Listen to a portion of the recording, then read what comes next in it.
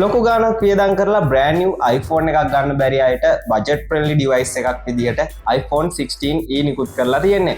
ඉතින් මේක පෙබරවාරි මාසේ අවසානයේට තමයි සිද්ධ වුණේ. කොහොම වුණත් අපිට මේක මේ වෙනකොට ලංකාවෙන් මිලදී ගන්න හැකියාව තියෙනවා. ඉතින් මේ ෆෝන් එක budget friendly device එකක් විදිහට Apple සමාගමෙන් හඳුන්වලා තිබ්බට ලෝකෙම මේ දවස්වල කතා වෙන්නේ ඇත්තටම මේක budget friendly ද කියලා. ඉතින් අපි ලංකාවේ බැලුවත් මේක සාමාන්‍ය රුපියල් 1,80,000ක් වගේ මිලකට තමයි විකුණන්න දාලා තියෙන්නේ. මේ වගේ ලක්ෂ දෙකකට ආසන්නයෙන් විකුණන්න තියෙන ෆෝන් එකකට TRCSL අනුමැතිය නැතුව තමයි විකුණන්න තියෙන්නේ. මේක TRCSL එක ගන්නවා නම් අනිවාර්යයෙන්ම ලක්ෂ දෙක ඉක්මවලා යනවා. ඉතින් අපි මේ විදිහට iPhone 16e එකක් ගන්න බලනවා නම් සාමාන්‍ය රුපියල් ලක්ෂ දෙකට ආසන්නයි කියන්නේ මට නම් පුද්ගලිකව budget friendly වෙන්නේ. ඉතින් iPhone lovers-ලා මේ ෆෝන් වලට ටිකක් වැඩිපුර මුදලක් ගෙවන්න ලෑස්ති වෙලා ඉන්නවා.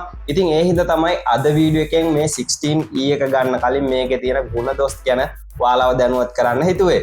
සාමාන්‍යයෙන් අපි කවුරුණත් ස්මාර්ට්ෆෝන් එකක් ගන්න කලින් මේකේ මිල ගණන් එක්ක අපිට මොනවද ලැබෙන දේවල් කියලා ගොඩක් සැලකිලිමත් වෙන්න ඕනේ. ඉතින් ඒ විදිහට iPhone 16e ගැන හොයලා බැලුවොත් අපිට මේකේ තියෙන ඉහළ මිලත් එක්ක ලැබෙන වාසි ගොඩක්ම අඩුවෙන් තමයි තියෙන්නේ. ඉතින් මේ අඩුපාඩු ටික ඔයා දැනගත්තට පස්සේ මේකේ මිල ගණන් වලට ෆෝන් එක ගන්න වටිනවද නැද්ද? මේක වර්තමානයට ගැලපෙනවද නැද්ද කියන එක ඔයාටම තීරණය කරන්න පුළුවන්. ඉතින් මේ වගේ වීඩියෝස් වලින් ඔයාලගේ දැනුමට අලුත් දේවල් එකතු කරගන්න ඔයාට පුළුවන් Tech Wizard YouTube channel එක මේ දැම්ම subscribe කරන්න. ඒ වගේම ඔයාගේ අදහස් වලින් like එකෙන් මේ වීඩියෝ එකට support එකක් දෙන්න කියලා මම ඔයාලට මතක් කරනවා. එහෙනම් අපි බලමු iPhone 16e වර්තමානයට ගැලපෙනවද, ගෙවන ගානට වටිනවද කියන එක.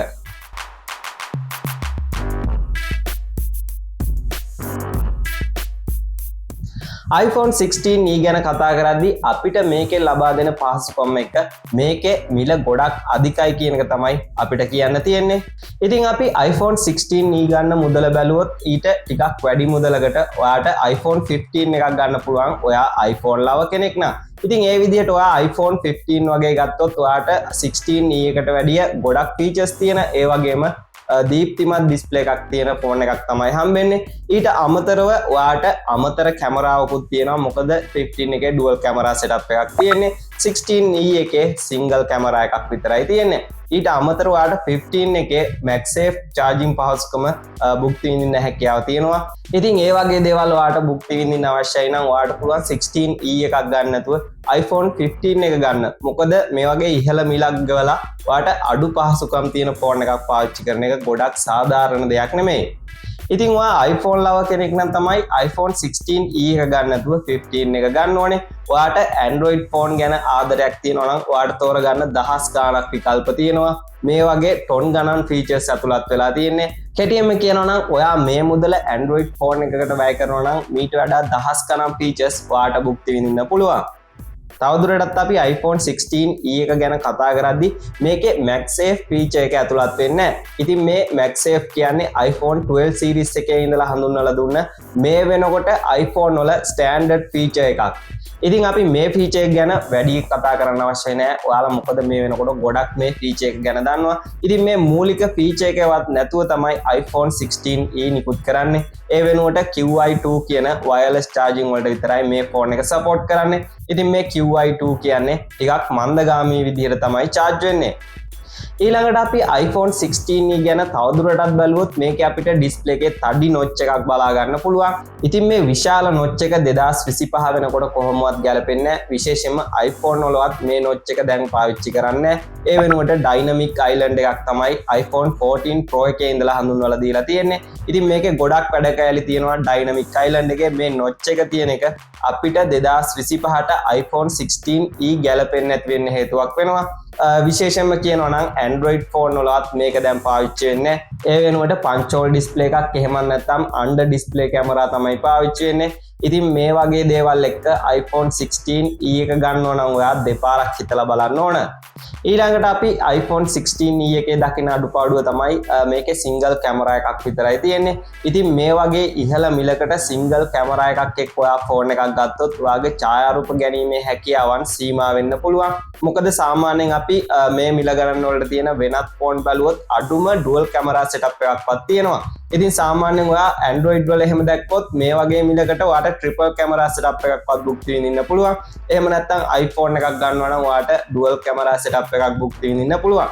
ඉතින් මේ වගේ පහසුකම් තියෙද්දි 2025 අවුරුද්දට single camera එකක් එක්ක ඉහළ මිලකට ඔයා iPhone 16e ගත්තොත් ඔයාට ලොකු පාඩුවක් තමයි සිද්ධ වෙන්නේ.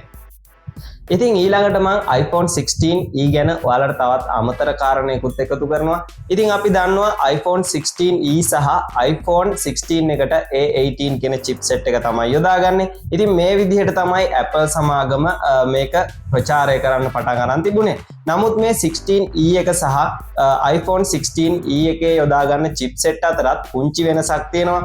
ඉතින් මේ chipset දෙක අතර බලද්දී iPhone 16e එකේ graphic වලට බලපාන core එකක අඩුවක් තියෙනවා. ඉතින් මේ පුංචි වෙනසත් අපිට සැලකිල්ලක් දක්වන්න වෙනවා. මොකද ඔයා ගේම් එහෙම ප්ලේ කරද්දී ඔයාට මේක සාමාන්‍යයෙන් දැනෙන්න පුළුවන් iPhone 16 එක සහ iPhone 16e අතර වෙනසක් තියෙනවා කියලා.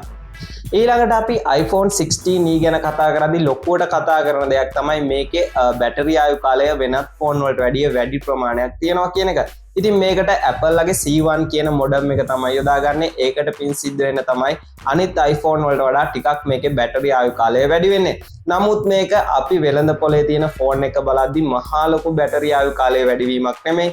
ඉතින් මේ වගේ පුංචි දේවල් ඉස්මතු කරලා තමයි Apple සමාගම iPhone lovers lover iPhone 16e එක වෙත යොමු කරන්න හදන්නේ. ඉතින් මේ වගේ දේවල් ඔයා දැනගත්තට පස්සේ ඔයාට තීරණයක් ගන්න පුළුවන් ඔයා මේ ෆෝන් එක ගන්නවද නැද්ද කියන එක. ඉතින් අපි මේ මිල ගණන් වලට තියෙන Android ෆෝන් හැම ගැන බැලුවොත් දැන් අලුත්ම සිලිකන් කාබන් බැටරි තාක්ෂණය තමයි යොදාගන්නේ. ඉතින් මේ සිලිකන් කාබන් බැටරි වල වැඩි ධාරිතාවයක් තියෙනවා. ඒ වගේම වේගවත් ආරෝපණයක් තියෙනවා. ඉතින් ඒ වගේ දේවල් ඔයාට භුක්ති විඳින්න පුළුවන් විකල්පයක් විදිහට Android ෆෝන් එකක් හොයාගත්තොත් එහෙම නැත්නම් ඔයාට වෙනත් iPhone එකක් පාවිච්චි කරන්නත් පුළුවන් iPhone 16e එක වෙනුවට. ඉතින් මම දැන් හිතනවා ඔයාලට iPhone 16e එක ගැන හොඳ අවබෝධයක් ලැබෙන්න ඇති. දැන් ඔයාලට තේරීමක් කරන්න පුළුවන් මේ ෆෝන් එක මිලදී ගන්නවද නැද්ද කියලා. ඉතින් ඔයා අනිවාර්යයෙන්ම iPhone 16e එකක් ගන්නවා නම් ඒකට හේතුව පහළ comment section එකේ දාන්න.